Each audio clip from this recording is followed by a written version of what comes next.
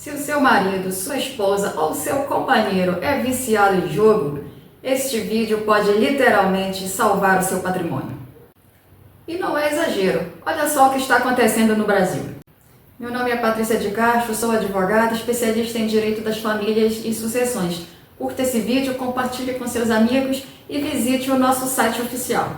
Uma mulher de Ribeirão Preto perdeu R$40 mil da sua reserva financeira em apostas e disse que não conseguia parar.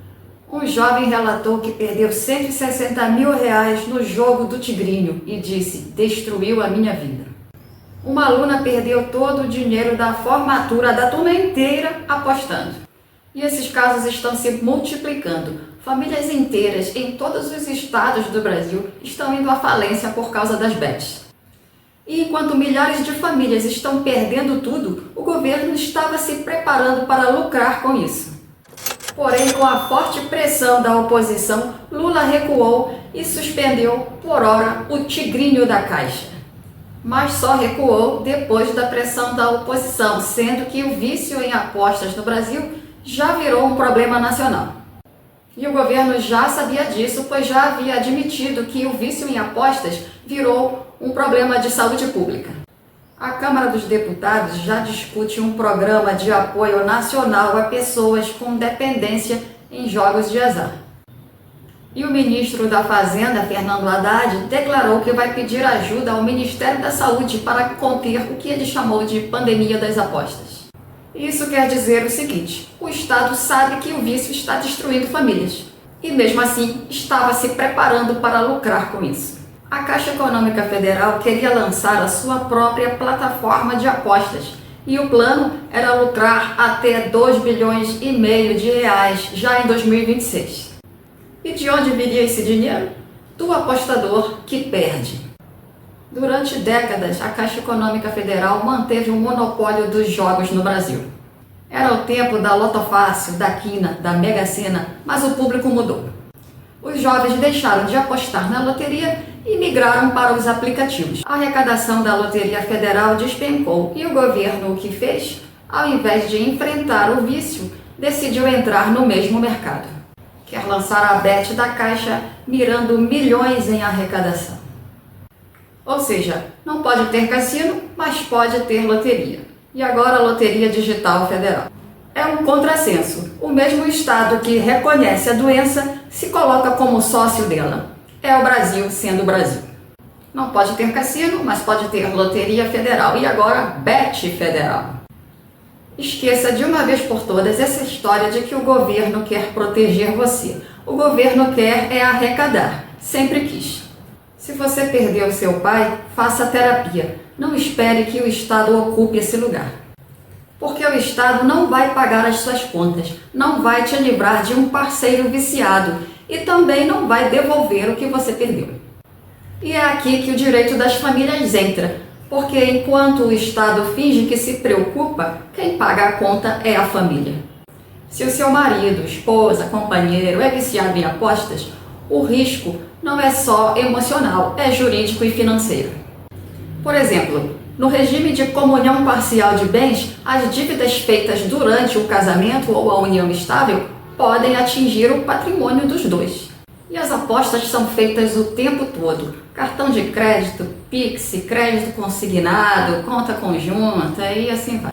Em pouco tempo, o vício de um vira o pesadelo do outro. E qual é a saída para isso? Mude o regime de bens do seu casamento.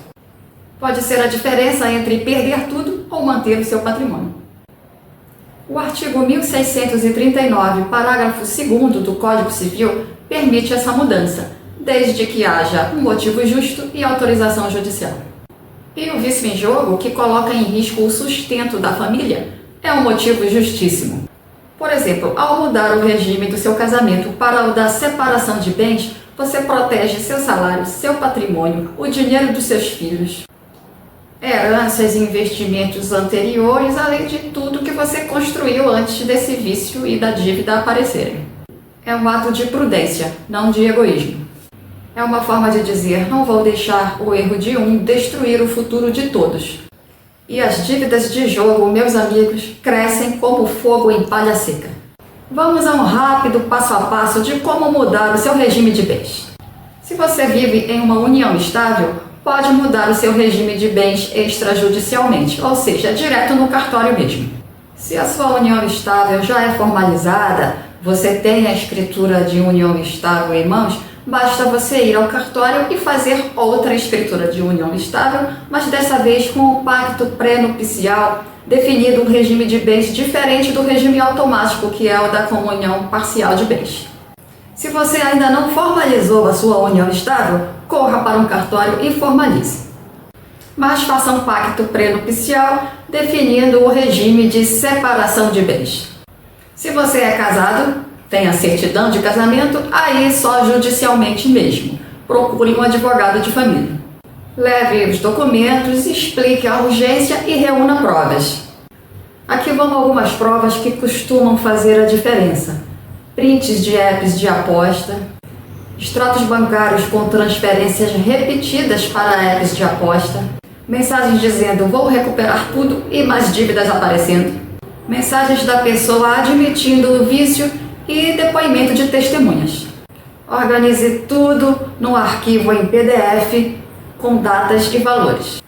O advogado vai redigir a petição inicial fundamentada no artigo 1639, parágrafo 2º do Código Civil, pedindo alteração do regime, indicando o motivo justo, que é o vício no jogo, o risco ao sustento e a dissipação do patrimônio.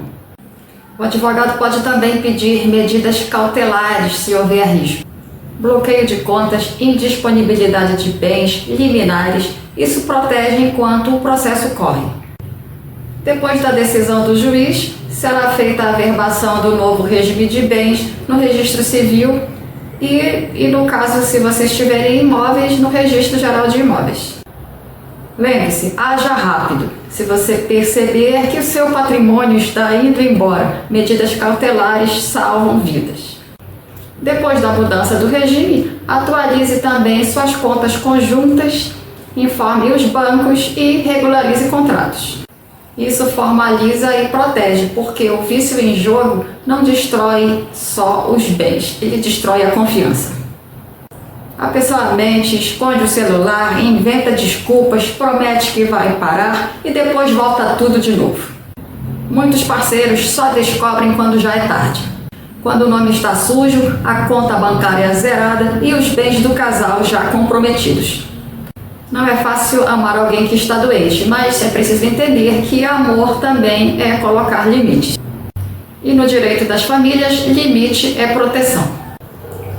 Tem gente perdendo carro, FGTS, reserva de emergência, vendendo tudo o que tem para tentar recuperar o prejuízo. E no fim, perde mais ainda. É triste, mas é o retrato de uma geração que troca uma esperança no futuro por uma aposta de R$10. Então, se você está vivendo essa situação, não espere o pior acontecer. Converse com um advogado de família e peça orientação sobre a mudança de regime de bens. E, se for preciso, proteja o seu patrimônio antes que ele desapareça nas apostas. Porque mudar o regime de bens não é abandonar o outro, é salvar o que ainda pode ser salvo. E se você conhece alguém que está passando por isso, mande este vídeo agora. Porque quando o vício entra pela porta, a paz, o amor e o patrimônio saem pela janela. Mudar o regime de bens é possível, é legal e é uma forma de garantir que o erro de um não destrua a vida do outro. Afinal, a proposta do tigrinho da Caixa já foi até aprovada pelo Ministério da Fazenda.